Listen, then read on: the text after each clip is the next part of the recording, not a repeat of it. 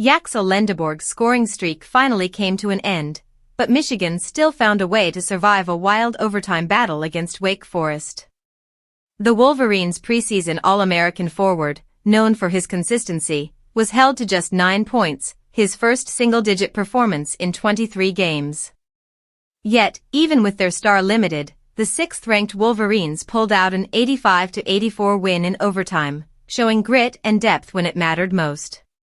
The hero of the night was freshman guard Elliot Cadeau, who scored 17 points and hit the go-ahead free throw with just under 14 seconds left in overtime.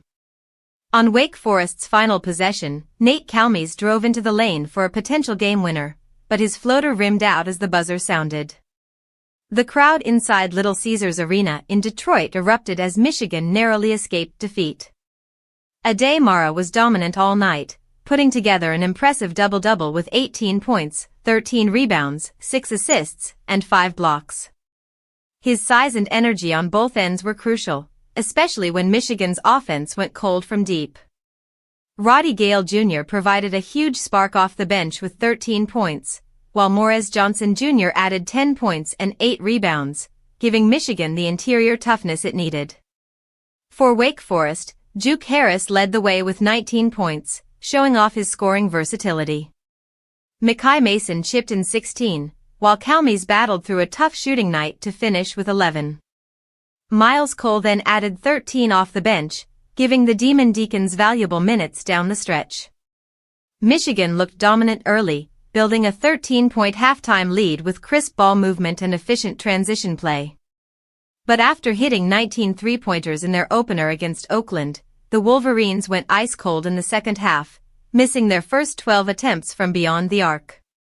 That cold spell opened the door for Wake Forest, who seized momentum with Mason's big three that put them up 77-70 late in regulation. Just when it looked like Michigan was running out of answers, Gayle stepped up, burying a clutch three-pointer to tie the game in the closing minutes. From there, both teams traded buckets and defensive stops, setting the stage for Cadeau's late-game heroics. It wasn't the prettiest win, but it was one that showed Michigan's resilience. Even without a big night from Lendeborg, the Wolverines relied on their depth and defense to grind out a victory.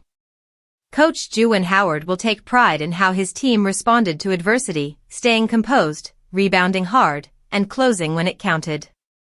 Next up, Michigan hits the road to take on TCU, a team eager to bounce back after a tough season opener. For now, though, the Wolverines can breathe easy. They're 2-0, battle-tested, and still finding ways to win, even when their star isn't shining at full power.